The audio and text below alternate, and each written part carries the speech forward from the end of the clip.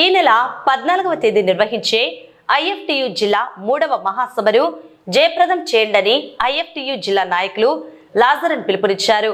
IFTU ఉమ్మడి కర్నూలు జిల్లా 3వ మహాసభను ఎమ్మిగనూరులో మంజునాథ మినీ ఫంక్షన్ హాల్ తేరు బజార్ తిక్కన ప్రాంగణంలో జరుగుతుందని, జిల్లాలోని అన్ని రంగాల కార్మికులు పాల్గొని సభను జయప్రదం చేయాలని ఆయన పేర్కొన్నారు. ఈ మేరకు నేడు నంద్యాల పట్టణంలో ఆల్మదత్ ఫౌండేషన్ కార్యాలయంలో ఐఎఫ్టియు జిల్లా మహాసభ కరపత్రాలు విడుదల చేయడం జరిగింది.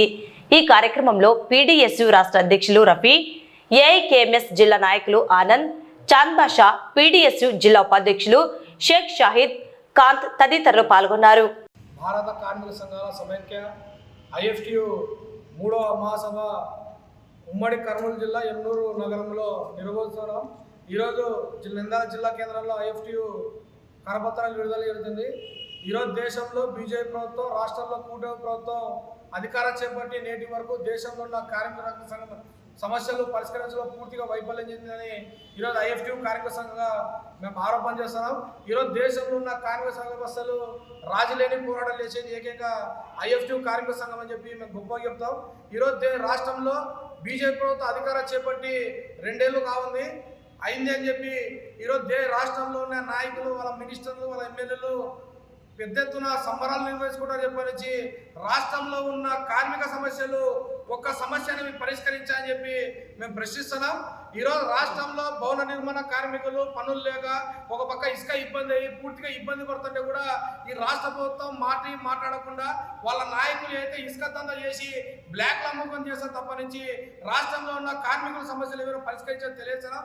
ఈరోజు భవన నిర్మాణ కార్మికులు వేలాది మంది కోట్ల రూపాయల డబ్బులు ఈరోజు డైవర్ట్ చేసి కూటమి ప్రభుత్వం వేరే శాఖల్లో నిర్వహించి ఈరోజు భవన నిర్మాణ కార్మికులు 60 సంవత్సరాలు దాటిన కార్మికులకు దాదాపు 60 సంవత్సరాలు దాటిన కార్మికులు ఈరోజు పని చేయకపోతే ఈరోజు దేశంలో గతంలో కూడా జీవో వచ్చేది 1992లో 3,000 రూపాయల పింఛన్ చెప్పి బీహార్, కేరళ రాష్ట్రాల్లో పింఛన్ ఇస్తుంది.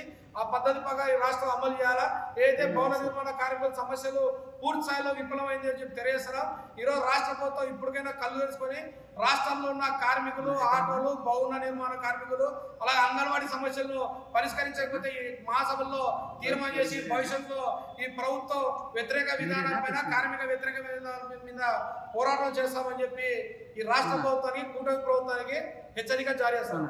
నంద్యాల జిల్లా ఐఎఫ్టియు ఉమ్మడి కర్నూలు జిల్లా 3వ సభ జయప్రదం చేయాలని చెప్పేసి కేంద్ర ప్రభుత్వం తెచ్చిన కార్మికుల వ్యతిరేక 4 లేబర్ కోడ్లను వెనక్కి తీసుకోవాలని కార్మిక సంఘం డిమాండ్ చేస్తూ ఉంది. ఈరోజు అలాగే కార్మికులకు కడుపు కొట్టి ఈ ప్రభుత్వము, కేంద్రము వాళ్ళని రోడ్డున పడేసే పరిస్థితి ఈరోజు మనం చూస్తూ ఉన్నాం. కనీసం వాళ్ళకు డైలీ లేబరు 1000 నుంచి 1500 వరకు ఈరోజు వాళ్ళు డిమాండ్ చేస్తున్నారు. అలాగే వాళ్ళకు వేతనాలు కూడా వాళ్ళకు ఇవ్వడం లేదు. కనుక ఈరోజు మన ఐఎఫ్టియు జిల్లా మహాసభలు ఎమ్మిగనూరులో నిర్వహించడం జరిగినది.